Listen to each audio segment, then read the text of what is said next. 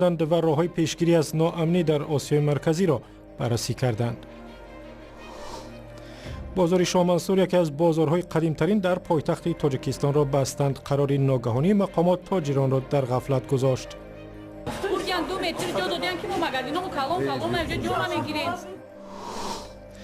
برای یک مکانی به دست آوردن میلیون ها دلار برای دیگران زندگی در دوزخ، تأثیر چاهای نفتکشی به زندگی در یک روستای آذربایجان.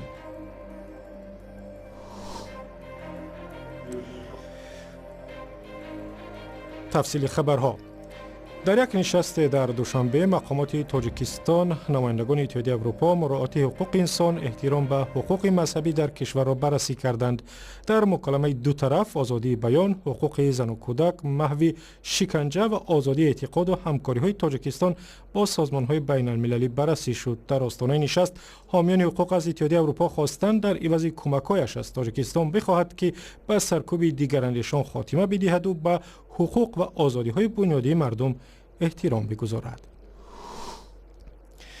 افزای ناآرام در افغانستان همسایه و مبارزه با گروه‌های افراطی از موضوعهای اصلی گفتگوی وزیران کشورهای مشترک المنافع در شهر دوشنبه بود. در نشست وزیران دفاع که با حضور وزیران و نمایندگان 8 کشور صورت گرفت، همکاری‌ها برای مقابله با خطرات مشترک بررسی شده است. میرزا نبی خالقزاد برای پیگیری این موضوع به محل برگزاری نشست رفت. نشست 73ام شورای وزیران مدافع کشورهای اتحاد دولت‌های مشترک المنافع در کاخ افسران وزارت مدافع تاجیکستان برگزار شد و انجام یافت و این نشست تحت ریاست وزیر مدافع روسیه سرگئی شویگو صورت گرفت. در این نشست در ملاقات‌های دو جانبه و چند جانبه اصلا مسئله کلیدی این بررسی وضع سیاسی و حربی کشورهای عضو اتحادیه مشترک المنافع بود که در مرز با افغانستان قرار دارند. قبل از آغاز این جلسه واخوری دو جانبه وزیران مدافع تاجیکستان و جمهوری ازبکستان برگزار گردیدند. در ملاقات وزیر دفاع تاجیکستان شیرعلی میرزا و وزیر مدافع ازبکستان عبدالسلام عزیزوف اساساً مسئله های وابسته به رابطه های میانبعده تاجیکستان و ازبکستان مورد تحلیل و بررسی قرار گرفتند. سرگئی شویگو وزیر دفاع روسیه با نظر داشته به طور مداوم تغییر خوردن وضع در افغانستان از افزایش تهدیدها به مرز تاجیکستان همچون سرحد جنوبی کشورهای اتحاد دولت‌های مشترک المنافع تاکید کرد.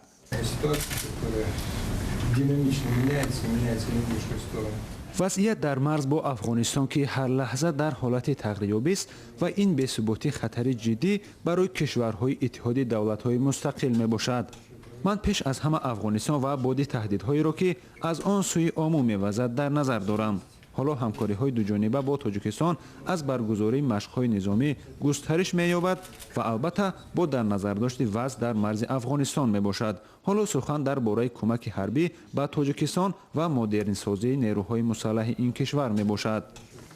در دایره نشست وزیران دفاع اتحاد دولت‌های مشترک المنافع یک نقشه همکاری میان وزارت‌های دفاع کشورهای این سازمان برای سال 2016 به امضا رسید.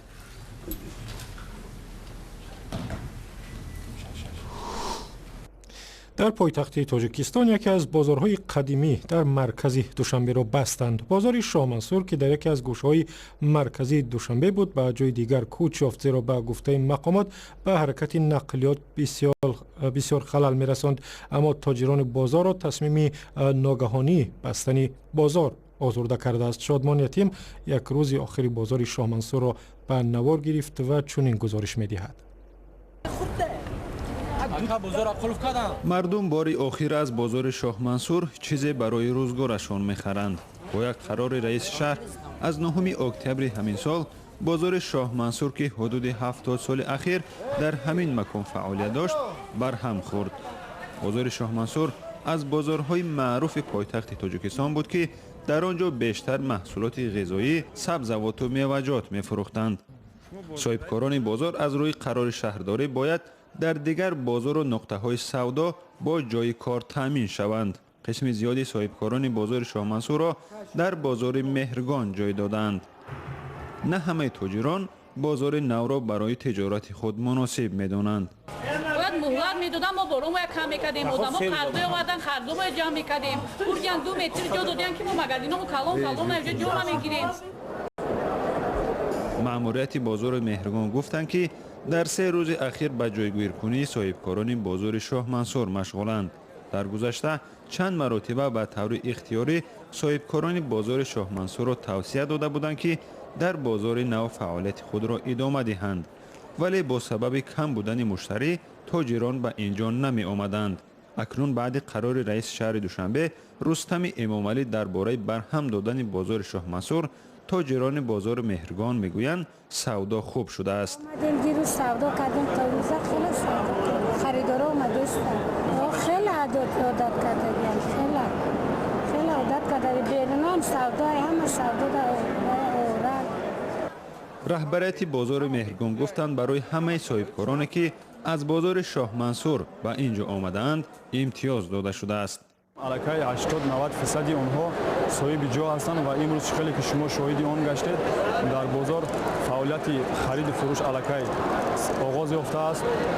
تا 1 ینوری سال 2018 ما 3 ماه امتیاز کرده ایم به خاطر آغاز بازار نو بازار مهرگان. 3 ماه می توانند از همه پول چک، پول اجاره پولی و دیگر پولها که هر روزه از آنها طلب کرده می شود آزاد باشند.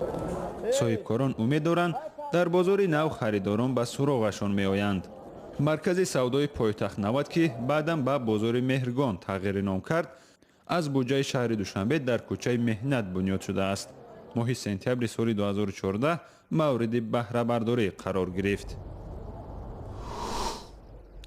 در ترکمنستان مردم از این بعد باید به پرداختن پول گاز و برق و آب عادت کنند چون دیگر آن را رایگان به دست نمیارند. پایین آمدن قیمت گاز طبیعی در بازار جهانی و خالی شدن بودجه دولت ترکمنستان را مجبور کرد مردم را از آب و گاز و برق رایگان محروم سازد و قیمت بالای هم برای آب تعیین کند. جزئیات بیشتر در گزارشی که با هم می‌بینیم. روز پنجشنبه خبرگزاری‌ها با ملاقات پرزیدنت ترکمنستان قربانگولی بردیمحمدوف در شهر سوچی به ویژه تحفه به پرزیدنت روسیه ولادیمیر پوتین توجه کردند. بردیمحمدوف به مناسبت 65مین زادروز رهبر روسیه به او سگ ذات علبای تقدیم کرد. Вы, наверное, знаете, это единственное в мире собака Алабай. Да. И я сегодня привез с собой этого маленького Алабая. И называется он Лупали, то есть это верный. اما روز 11 اکتبر پرزیدنت ترکمنستان قربانگولی بردیمحمدوف اقدام دیگری هم پیاده کرد که در حیات روزمره مردم ترکمن خیلی مهم خواهد بود.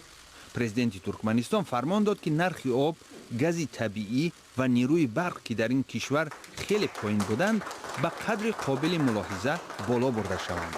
خبرگزاری رویترز نوشته است که سر از ماه آینده نرخ آب برای خانواده‌های ترکمن تخمیناً 25 مرتبه بیشتر خواهد شد. طبق فرمان بردیمحمدوف سر از ماه نوامبر سال 2017 هر عضو عائله ترکمنی ابتدا 7.5 متر مکعب آب را به پول دسترس می کند. از آن بیشتر برای هر 10 متر کوبی آب نرخ 5 منات یعنی تخمیناً $1.43 آمریکا مقرر شده است.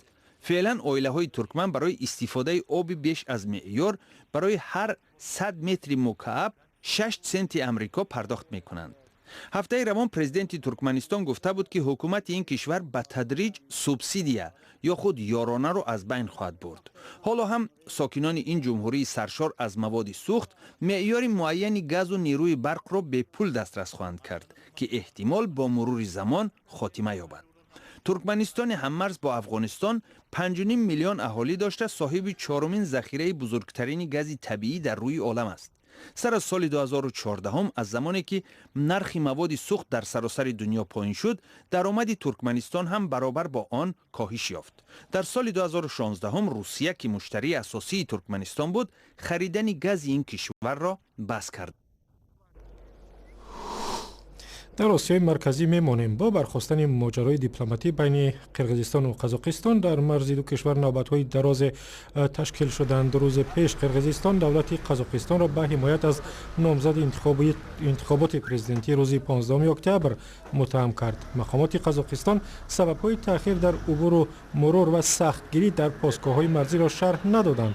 نیروهای مرزبانی قرقیزستان گفتند امنیت در آستانه انتخابات را تقویت بخشیدند. هر روز از این پاسگاه 25,000 نفر و 2,000 ماشین می‌گذرد. پاسگاه به راه می‌برد که شهر بیشکک پایتخت قرقیزستان را با شهر الماتوی قزاقستان می‌پیوندد. در آذربایجان در کنار شهر باکو پایتخت کشور صدها خانواده را می‌یابید که در نزدیکی چاه‌های نفتکشی زندگی می‌کنند. در حولیشان درخت نمی‌سبزد چون خاک آبش آلوده به نفت است. به گفته ساکنان هوای آلوده محل هم زندگی آنها را سخت و خودشان را بیمار کرده است، ولی برنامه کوچانیدن آنها از اینجا هیچ نیست که عملی شود. در حولی ساکنان یکی از کناره‌های پایتخت آذربایجان چاه‌های نفت شب و روز فعال بوده به محیط زیست و سلامتی مردم محله تأثیر گذاشته است. ببینید، نفت در روبروی خانه‌هایمان است. بویش به ویژه صبح دهشت‌آور است. فکر می‌کنید که در زیر آب زندگی می‌کنید. نفتکشی از چاه‌های نفتی منطقه سبونچوی شمال باکو در دوره شوروی آغاز یافته است، ولی مردم در این منطقه پیش از آن هم اقامت داشتند. آنها صرف نظر از آن که نفت و پسمانده‌های نفتکشی منطقه را آلوده با مواد کیمیاوی نمودند، مکان زیستشان را عوض نکردند. ما این نهال‌ها را 7 سال پیش شناندیم، ولی از آن حاصلی نیست. زمین اینجا آلوده به نفت است.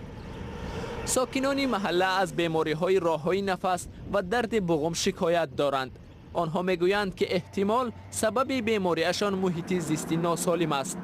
حامی محیط زیست تلمن زینالوف میگوید زندگی در این محله زیان آور است. زندگی در اینجا غیر قابل قبول است. میزان رادیاسیون از استحصال نفت و گاز منطقه خیلی بلند است. در اینجا زیستن ممکن نیست. حکومت هم وضع را خوب می‌داند. حکومت باید بر ضد افرادی که زمین را به ساکنان این محل فروختند چاره اندیشد.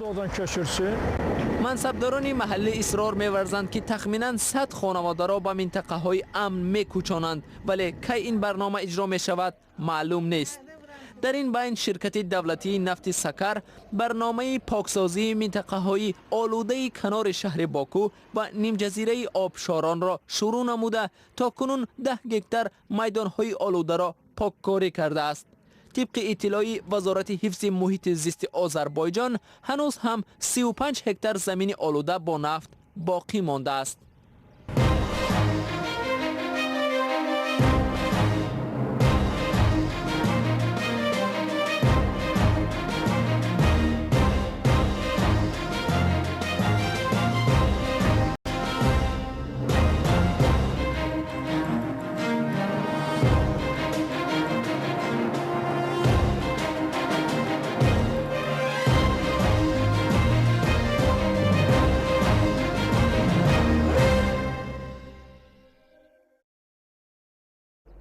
برنامه خبری رادیو آزادی را تماشا می‌کنید. امروز در شهر دوشنبه خاطره اسکندر خطلانی یکی از ادیبان جوانمرگ تاجیک را گرامی داشتند که اگر کشته نمی‌شد امروز به سن 63 می‌رسید. اسکندر خطلانی را ماه سپتامبر سال 2000 در مسکو به قتل رساندند. سیاف میزراب خبرنگار تاجیک خاطره‌های زیادی با اسکندر دارد. در صحبت با رادیو آزادی از او چنین یاد کرد. اسکندر خطلانی یگانه نفری هست که نمونه شعرش در کتاب تحصیل سیم و گزارش مفصل رادیو آزادی درباره مراسم یادبود اسکندر خطلانی را امروز در برنامه آینده خواهید دید و اخباری از این هم بیشتر در وبسایت رادیو آزادی که نشانش را می‌دانید azadi.org. اگر ویدیوی بیشتر دیدن می‌خواهید به صفحه ما در یوتیوب بروید، کانال آزادی ویدیو از ماست. اگر در فیسبوک هم صفحه دارید، صفحه ما رادیو آزادی نام دارد، با عین نام در ادنا کلاس نیکی نیز گروه داریم. خدا نگهبان.